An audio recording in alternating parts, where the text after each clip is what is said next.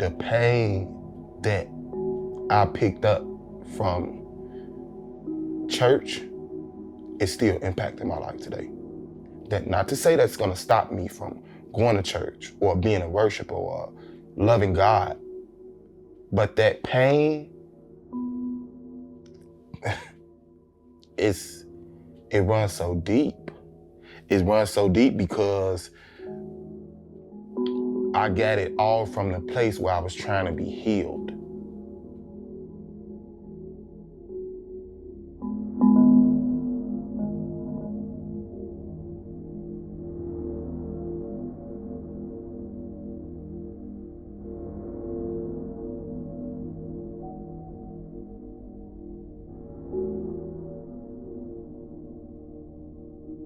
My first church was a Baptist church.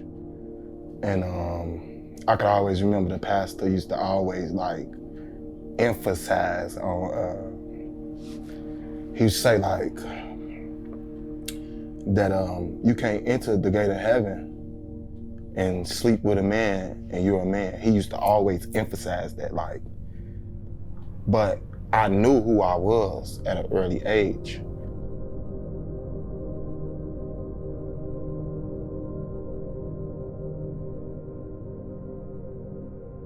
I can actually give you a time when I was in church, and it was two guys. Everybody literally knew they was together, and the pastor found out that they had a commitment ceremony, and he literally stood both of them up in the middle of church and told them that they could not be a part of that congregation anymore.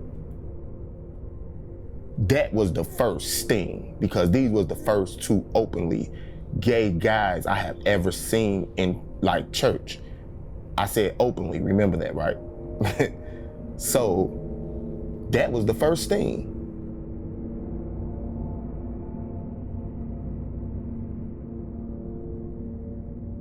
I grew up in an environment where that wasn't accepted. My mom would say like she didn't want a fag as a son.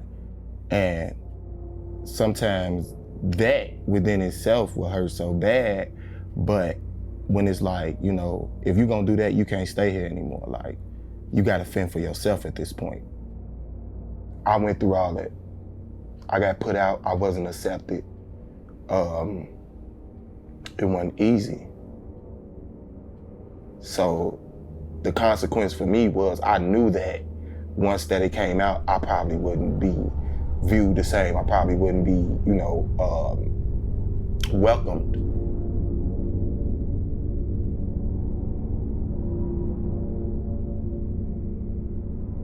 I have had ministers who told me that they was going to be my mentor, because sometimes when you're from that certain environment and you don't have a man in your life who can really mentor you and make sure you make the right decisions in life, you look for that. And I had ministers tell me, yeah, I'm gonna be there for you, I'm gonna be a mentor, and you know, they calling me and they checking on me just to see that they was a creep, a sexual predator, like a person who take kids' innocence.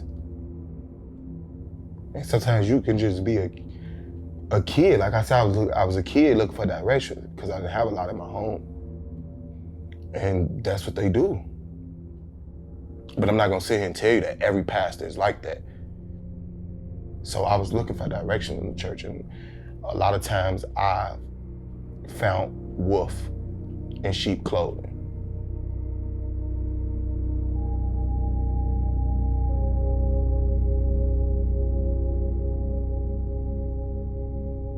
There used to be a thing called a Friday night prayer service. And I had this prophetess, you know, this lady.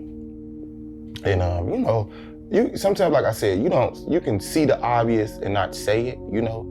And so when it was her turn to speak to me, you know, speak prophecy over me, she just told me, like, repeat this. I would not try to be somebody that I'm not. And I repeated it, and she just was like, she got to saying, like, you know, in so many words, I see a spirit over you. You know, I feel like I can release the demon that's over your life. You know, and she just was saying, like, basically, even if you fantasize about men, you know what I'm saying, it'll make you end up in the pits of hell. And at the time, me being so young, I believed that prophet. I believed that her laying hands on me and throwing oil on me. I believed that when I woke up that next morning, oh, I was gonna be healed. It wasn't gonna be no more of this. You know, I did try to have a girlfriend and live a straight life because of those type of moments.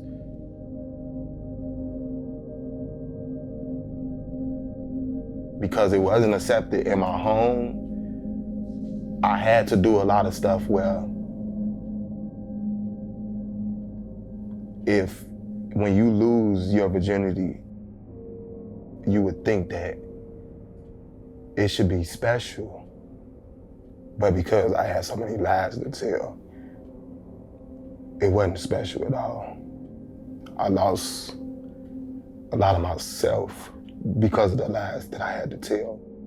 Even like playing sports and stuff. Like, I just did it because it made me look a certain way. When really, it began to tear you down so much because you're trying to keep up this persona that I almost killed myself, literally. Because it wasn't normal. That's how they make you feel. People make you feel that it's not normal. That they'll make you believe that you mean this, or your life is not worth anything.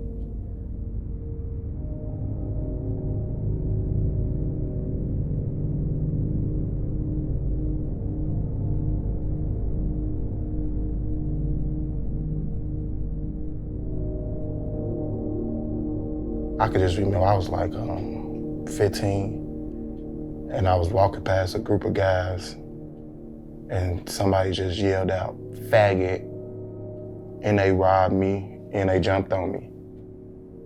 Things happen like that all the time where I grew up at. So just be lucky that you're still alive, but inside, it was something that really turned me. It made me this man who was always wanting to fight. And to this day, I'm still a fighter. I'm not gonna fight you physically, but I'm a fighter.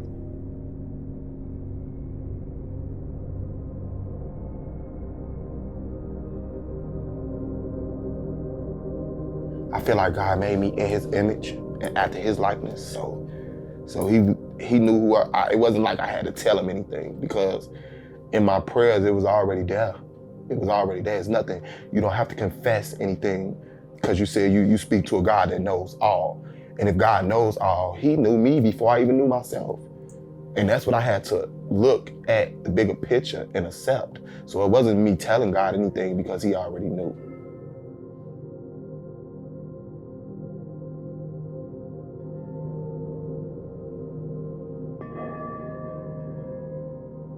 I didn't just immediately come out to the world. It was just like my family at first. It was hard for me to come out and say it until I started looking in the mirror and saying it to myself, like every day, like.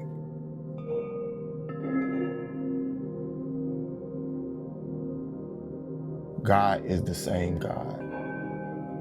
You know, he reigns on the just as well as he reigns on the unjust. Religion can be a bad thing, but God is a good thing. But when you make the ultimate decision that you're gonna be open out in this world and you're gonna be of God, you better be ready for some stuff to come your way. So if you weak, you gonna be knocked down quick. But I ain't let the church knock me down. I didn't let religion knock me down. I stayed faithful and I kept walking in my own beliefs.